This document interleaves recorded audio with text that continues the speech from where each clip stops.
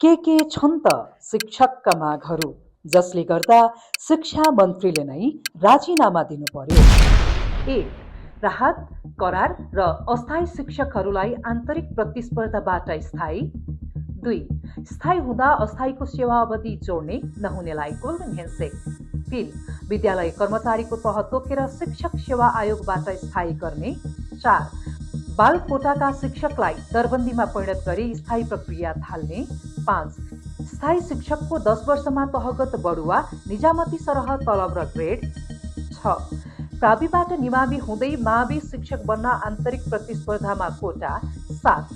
द्वन्द्व पीडित र शिक्षक नेताको टुटेको अवधि गणना गरी उपदान वा पेन्सन। 8. निजी स्कुलका शिक्षकको तलब सामुदायिक सरह, सामाजिक सुरक्षा कोष। 9. प्रधानाध्यापकको छुट्टै दरबन्दी, स्थायी शिक्षक बीच प्रतिस्पर्धाबाट नियुक्ति। 10. शिक्षण काउन्सिल स्थापना, राज्यको मर्यादा क्रममा शिक्षकको पनि तोक्ने। 11. शिक्षक नियुक्ति सरुवा का समूह कारबाहीको अधिकार स्थानीय तहलाई नदिने। 12. सबै तहका सरकारको शैक्षिक प्रशासनका पदहरूमा शिक्षण पेसाबाट लैजाने। प्रस्तावित विद्यालय शिक्षा विधेयकमा छुट्न नहुने मूलभूत विषय। क. नेपालको संविधान अनुसारको निशुल्क र समावेशी शिक्षाको सुनिश्चितता। ख. नेपाल सरकारसँग विगत पटक गरेका सहमतिहरूको कार्यान्वयनमा सुनिश्चितता। ग. गुणस्तरीय शिक्षाका लागि शिक्षामा पर्याप्त लगानीको सुनिश्चितता। घ. स्थानीय तहमा पेशागत हक, अधिकार र शिक्षकको संरक्षण। ङ.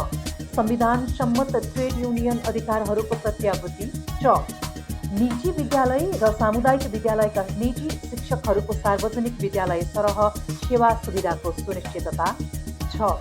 शिक्षा ऐन लागू हुनुभन्दा पहिला नियुक्त शिक्षकहरूको पेन्सन साबिककै नियम अनुसारको व्यवस्था गर्ने। ज. विद्यालय शिक्षालाई तीनै तहको सरकारको साझा दायित्वभित्र राखिनुपर्ने।